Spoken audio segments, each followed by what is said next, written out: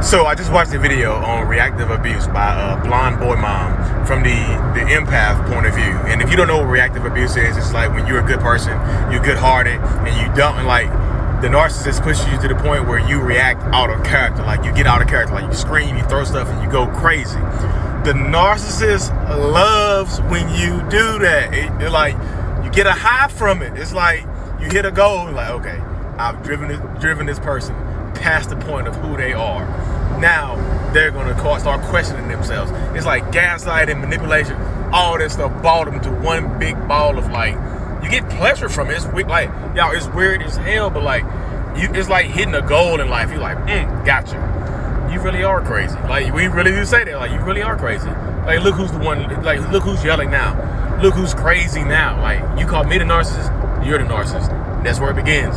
Just reactive abuse. It's grim. I hope you call the police! I hate you! You know, like 5 years ago, if I would have seen that video, I would have been like, oh, this woman is insane. But now, why is he so calm?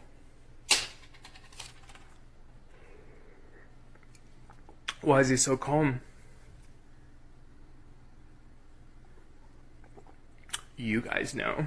Few comments on that reactive abuse video that literally just give a great example of why victims are not heard. Oftentimes, too, by their own family. Reacting to somebody's abuse is not abusive. Abuse?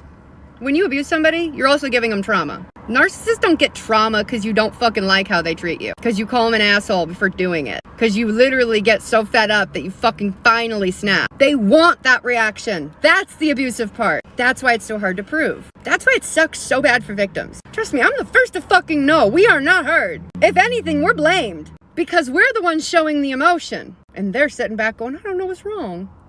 He would do that shit to my own fucking family. He would fucking get on my ass so bad right before seeing my family. And then say, I don't know what's wrong with her. I just want her to be happy. It's not abusive to say fuck you to that person. At all. I want victims to be heard. I'm tired of them being ignored. I'm tired of them being blamed. Let's change this. Sensitive and you can't take a joke. And oh my God.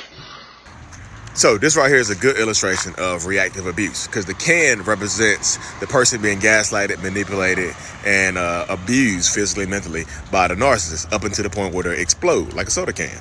And the explosion is what the narcissist and what other people will focus on, because you get out of character. That's what reactive abuse is, making you get out of character. But other people don't see the circumstances behind why you exploded, behind why you been shaken up and stuff like that, behind why you're screaming and yelling and you're going crazy, something that you normally wouldn't do. But they don't see the narcissist behind the scenes talking to you, screaming at you, yelling at you, gaslighting you, and driving you crazy. And reactive abuse will be used against you. They might record you doing that and say, look who's the crazy one. You're yelling, I'm sitting here calm, so it's your fault. And you don't want that tape to get out there, so you getting blackmailed by your narcissist. Stay in your truth. Stay strong.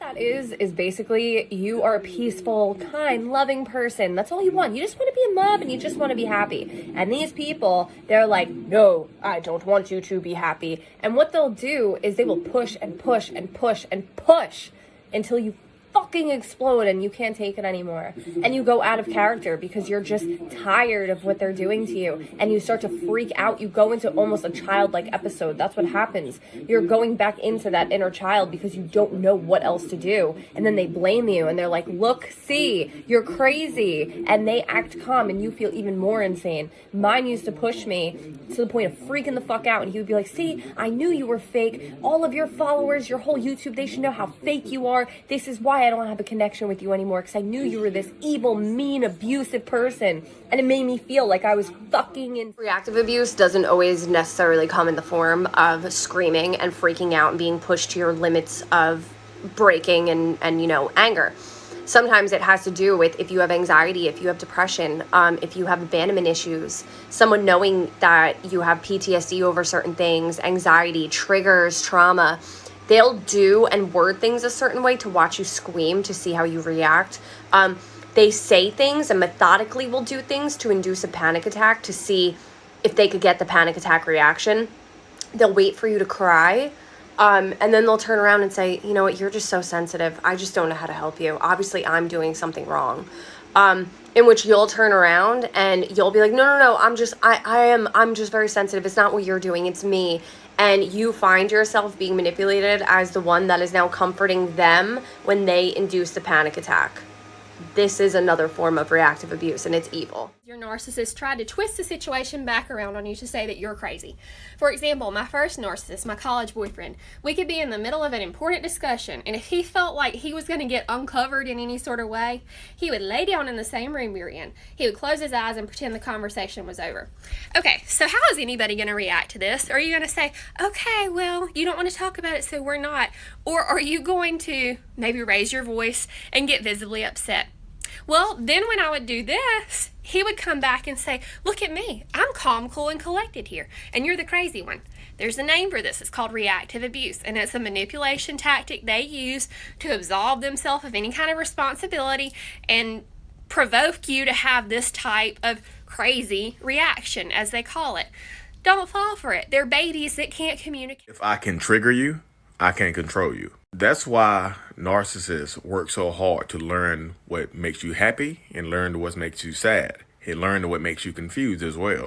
And that's also why narcissists like to play little games. Like, I made a little subtle change in this video so far that you might not even notice, but now you're going to go back and look because I know it's going to affect your brain now. It's all one big game of control, for real. Like, literally everything is to try to get control of you some way, shape, or form, to control your emotional state. Because if I can control your emotional state, I can control pretty much everything about you. That's why I'm always saying, take your power back, get control of your life, get control of your situations.